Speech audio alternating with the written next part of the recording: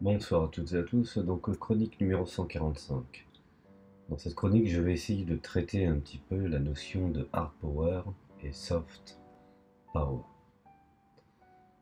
Bon, pas besoin de traduire les mots, je pense que les gens sont assez alertes concernant la puissance douce et la puissance dure.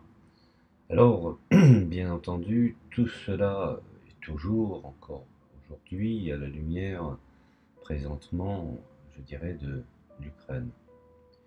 Alors je peux même dire en avant-propos que lorsque les États-Unis, en tant que puissance hégémonique du monde, tant pour le hard que pour le soft, comme je viens de le qualifier, le soft power, soutiennent une campagne de déstabilisation, voire même de changement de régime, les médias occidentaux de l'establishment présentent bien entendu les manifestations pour servir la cause. Et quand je dis quelle cause, les causes de l'hégémonie économique et de leur puissance sans partage, bien entendu, présente, je dirais, l'opposition et des troubles civils sous des couleurs chatoyantes, comme un travail, je dirais, émanant du local. Bien entendu, tout cela préparé dans une certaine image de spontanéité et en dernier lieu de pro-démocratie. Alors, je dirais que de même, ces médias, je dirais, présentent les actions de la police contre les manifestants, quelle que soit bien entendu la violence de la manifestation, comme une attaque criminelle pure et simple du régime contre ses propres citoyens et des violations de leurs droits humains. Des exemples concrets, par exemple, peuvent étayer ce que je suis en train d'avancer, puisque cela s'étend sur plusieurs décennies, et je dirais même au cours des dernières décennies. Notons par exemple le cas d'espèce les Serbes de l'ex-Yougoslavie de 91 à 95, je vous invite à vous renseigner. Encore une fois, les Serbes de nouveau au Kosovo de 1998 à 99, dont on sait pertinemment ces derniers temps le voyage de Bill Clinton et de Madeleine Albright au Kosovo pour confirmer. Alors, bien entendu, n'oublions pas le cas de la Libye, jusqu'au renversement, je dirais, prévu et son assassinat organisé de Muammar al-Kadhafi en 2011. N'oublions pas également la Syrie, à partir de 2011, le Venezuela en 2014, et bien entendu l'Ukraine, tant que Viktor Yanukovych tenait toujours la présidence. Et bien entendu, silence radio après. Ne fait plus état de la mise en place des milices, du premier secteur, de centre droit, et également du bataillon Azov, des héritiers nostalgiques alimentés par l'Allemagne du Troisième Reich, et sous la bénédiction, bien entendu, la férule des États-Unis et de tout ce petit monde du parti de l'OTAN. Alors, je dirais, d'autre part, lorsque les États-Unis soutiennent un régime et cherchent à le maintenir au pouvoir, les mêmes médias représenteront les manifestations de l'opposition, les troubles civils au mieux, comme partiellement spontanés et locaux, voire même résiduels, mais aussi manipulés, sinon, je dirais, totalement organisés et contrôlés, bien entendu, par une puissance étrangère. Hein. Il suffit de regarder la manifestation des Gilets jaunes pour s'en apercevoir. Là, l'État a force de droit et dans d'autres pays, ils n'ont aucun droit si ce n'est que de s'aligner sur la politique voulue euh, hégémonique des États-Unis à l'extérieur. Bien entendu, toutes ces manifestations qui ne sont pas estampillées Made in OTAN ou Made in USA sont profondément antidémocratiques. De même que je dirais même ces médias présentent les actions de la police comme la défense du régime, de la primauté du droit, de son pouvoir constitutionnel, si tant est qu'on peut parler de constitution. Les médias présenteront bien entendu les manifestants sous une couleur peu engageante, pas comme le résultat d'un travail à la base et pro-démocratiques, mais comme des voyous, des militants, des extrémistes, des pas contents, des terroristes, comme manquant de légitimité, et je dirais même méritant d'être matés, voire même massacrés. Alors, bien entendu, n'oublions pas que les événements en Ukraine orientale, depuis que Yanukovych a été renversé, donc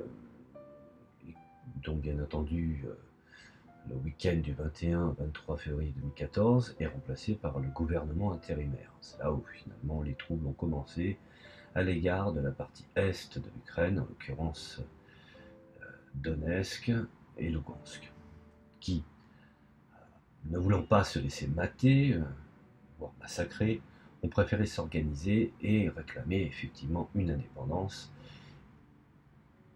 et dont une bonne partie de la population se sont organisés, ouvriers, intellectuels, étudiants, professeurs, travailleurs, se sont organisés pour constituer la nouvelle DNR, donc l'armée nationale du Donbass ou l'armée nationale populaire, je dirais, de Lugansk.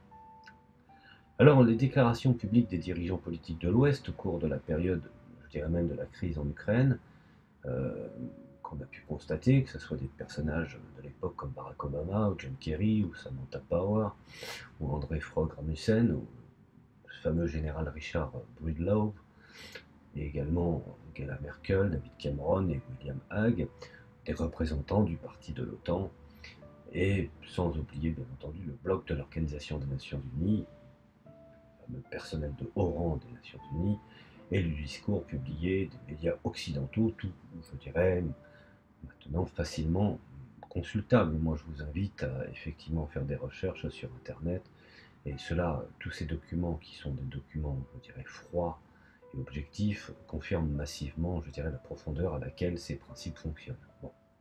Je vous invite aussi à aller, je dirais, sur les bibliothèques américaines, hein, de Yale, de Columbia, pour y consulter les discours des nouveaux prophètes de la politique américaine, et également leurs ouvrages qui sont fort intéressants. Revenons finalement au discours occidental qui, pendant les mois de février, mars-avril 2014, qui a pris un caractère nettement totalitaire en corrigeant, je dirais, des spécificités mineures qui résultent de la politique des États-Unis sur les questions locales qui se rapporteraient par exemple à l'Ukraine. Alors, aujourd'hui, on peut le constater, il est difficile, je dirais, de distinguer, quels que soient les journaux et leur orientation, finalement, au fond, quand on prend par exemple le cas d'espèce des États-Unis, que ce soit le New York Times, le Weekly Standard, ou même CNN ou Fox News, finalement, au fond, ils parlent d'une seule et même voix. Alors, quelle réaction contre cette pensée unique pourrions-nous, je dirais, trouver sur des sites réellement indépendants, voire même des blogs, et quelques sources traditionnelles mineures, comme The Nation Z Magazine, et voire même la chaîne de télévision câblée RT, Russia Today, aux États-Unis, stigmatisée bien entendu notamment et nommément par le secrétaire d'État américain pour ses écarts intolérables par rapport au credo officiel. Alors, ce qui est quand même assez étonnant, c'est qu'aujourd'hui, on prend le cas par exemple d'espèces des informations en France, puisque la plupart des médias sont de toute façon, que ce soit BFM, pour parler des plus connus, TF1, ou d'autres encore qui parlent finalement de la même voix, nous remarquons que Russia Today aujourd'hui donne des informations largement plus objectives. C'est quand même un comble. Aujourd'hui, c'est Moscou qui donne le ton en matière d'information exacte. Et je prends par exemple le cas des Gilets jaunes, la façon que l'information a été traitée.